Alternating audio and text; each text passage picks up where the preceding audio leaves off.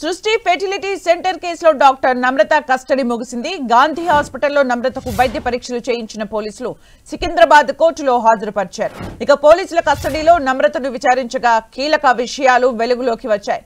Child trafficking తో పాటు surrogacy మోసాలపై ఆరా తీగా child trafficking ముఠాలతో నమ్రతకు సంబంధాలున్నట్టు గుర్తించారు పోలీసులు.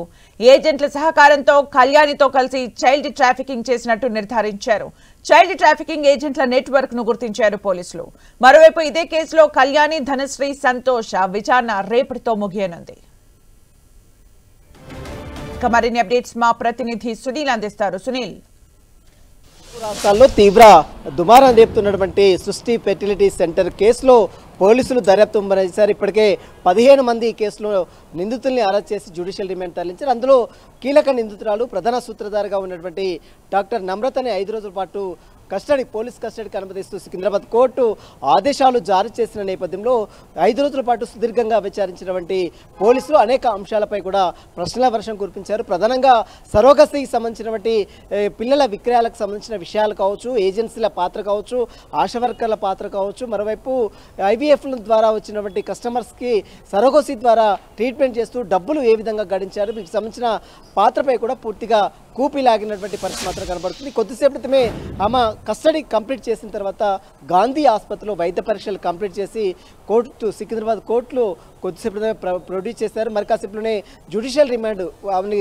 తరలించే అవకాశం ఉంది. ఇదే కేసులో మరొక ముగ్గురిని కూడా కస్టడీకి ఇచ్చింది. అందులో A3గా ఉన్నటువంటి కళ్యాణి వైజాగ్ బ్రాంచ్కి చెందినటువంటి మేనేజర్గా వ్యవహరిస్తుంది. ఒక నర్సుగా మామూలు నర్సుగా వచ్చినటువంటి కళ్యాణి ఏకంగా ఒక బ్రాంచ్కే మేనేజర్ చేసిందంటే ఈ యొక్క కార్యకలాపాలు ఏ విధంగా కొనసాగుతున్నాయో దీన్ని బట్టి చూస్తే మనకు చాలా స్పష్టంగా అర్థమవుతుంది. కళ్యాణితో పాటు ధనశ్రీతో పాటు సంతోష్, ఈ ముగ్గురిని కూడా పోలీస్ కస్టడీకి ఇచ్చింది. వారి కస్టడీ రేపటితో కంప్లీట్ కావడం జరుగుతుంది. ఇక మరోవైపు నిన్న మనం చూసాం మరొక డాక్టర్ని అటు పోలీసులు అరెస్ట్ చేసి జ్యుడిషియల్ రిమాండ్ ఆమెను కూడా తరలించే అవకాశం ఉంది. మొత్తం కేసులు ఇప్పటి వరకు మొత్తం 15 మందిని అరెస్ట్ చేస్తారు. ఇంకా తీగలాగితే డొంక కదిలినట్లు ఒక్కొక్కరి బయటికి వస్తున్నటువంటి పరిస్థితి కనబడుతుంది. ఇప్పటికీ చాలామంది డాక్టర్లు ఉన్నారు, ల్యాబ్ టెక్నీషియన్స్ ఉన్నారు, అదేవిధంగా అందులో పనిచేసినటువంటి ANMలు ఉన్నారు, అదేవిధంగా బ్రాంచ్కి సంబంధించినటువంటి కొంతమంది టెక్నీషియన్స్ కూడా ఇందులో ఇన్వాల్వ్మెంట్ ఉన్నట్టు కూడా ఇప్పటికే పోలీసులు నిర్ధారించారు. వీరితో పాటు బాధితులు కూడా ఒక్కొక్కరుగా బయటకు వస్తూనే ఉన్నారు. ఇప్పటివరకు మొత్తం 4 FIRలు నమోదు చేయడం జరిగింది గోపాలపురం పోలీసులు.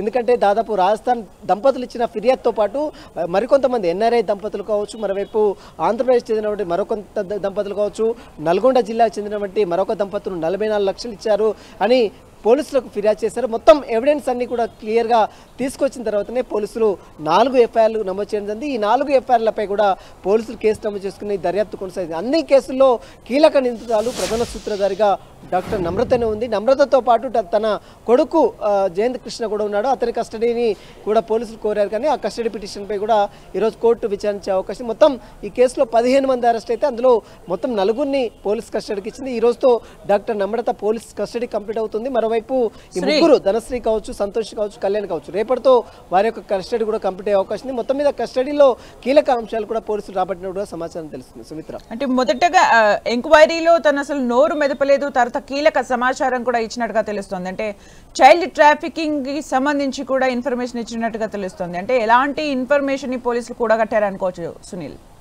ఎస్, IVF ద్వారా ట్రీట్మెంట్ కోసం వచ్చినటువంటి దంపతులను సరోగసి ద్వారా అంటే అద్దె గర్భం ద్వారా తమకు పిల్లలు కల్పించి డబ్బులు తీసుకున్నట్లు కూడా పోలీసులు కొన్ని ఆధారాలు సేకరించారు. ఆ ఆధారాలు ముందుంచి ప్రశ్నించిన తర్వాతనే కొన్ని విషయాలు వెల్లడించిందని తెలుస్తుంది. మొదట 2 రోజుల పాటు నోరు మెదపకుండా సైలెంట్గా ఉన్నటువంటి డాక్టర్ నమ్రత ఆ తర్వాత పోలీసులు ఇచ్చినటువంటి ఎవిడెన్స్ని ముందుంచి ప్రశ్నించిన తర్వాత కొంత పోలీసులకు సమాచారం చెప్పినట్టు కూడా సమాచారం తెలుస్తుంది. ప్రస్తుతం అయితే డాక్టర్ నమ్రత ఈరోజు కస్టడీ కంప్లీట్ అయింది. గాంధీ హాస్పిటల్లో వైద్య పరీక్షలు కంప్లీట్ చేసి కొద్దిసేపమే సికింద్రాబాద్ కోర్టులో ప్రొడ్యూస్ చేశారు. మరి కాసేపులోనే ఆమెను జ్యుడిషియల్ రిమాండ్ కూడా తరలించే అవకాశం ఉంది. ఈ కేసులో ఒక్కొక్కరుగా బయటకు వస్తున్నారు, ఒక్కొక్కరు అరెస్టులు అవుతూనే ఉన్నారు. మొదటగా 8 మంది అరెస్ట్ అయ్యారు, ఆ తర్వాత 3 అరెస్ట్ అయ్యారు, ఆ తర్వాత మరొక 2 అరెస్ట్ అయ్యారు. నిన్న మనం చూసాం శంషాబాద్ ఎయిర్పోర్ట్లో మరొకరిని అదుపులో తీసుకోవడం జరిగింది. ఇంకా చాలా మంది ఈ కేసులో ఇన్వాల్వ్మెంట్ ఉన్నట్లు కూడా పోలీసులు భావిస్తారు. ఎందుకంటే హైదరాబాద్తో పాటు వైజాగ్, విజయవాడ ఈ 3 బ్రాంచీలు కూడా హైదరాబాద్ కేంద్రంగా నడిచినట్లు కూడా తెలుస్తుంది. హైదరాబాద్ కేంద్రంగానికి కీలక బిందువుగా మారినటువంటి డాక్టర్ నమ్రతనే కీలక పాత్ర పోషించాలని కూడా తెలుస్తుంది. ఇందులో భాగంగానే ఆమెను కస్టడీ తీసుకొని పోలీసులు సుదీర్ఘంగా విచారించి ఆమె స్టేట్మెంట్ కూడా నమోదు చేసుకుని ఇంకా ఈ కేసులో మరికొన్ని అరెస్టులు కూడా కొనసాగే అవకాశం. Sumitra, thank you Sunil for the updates.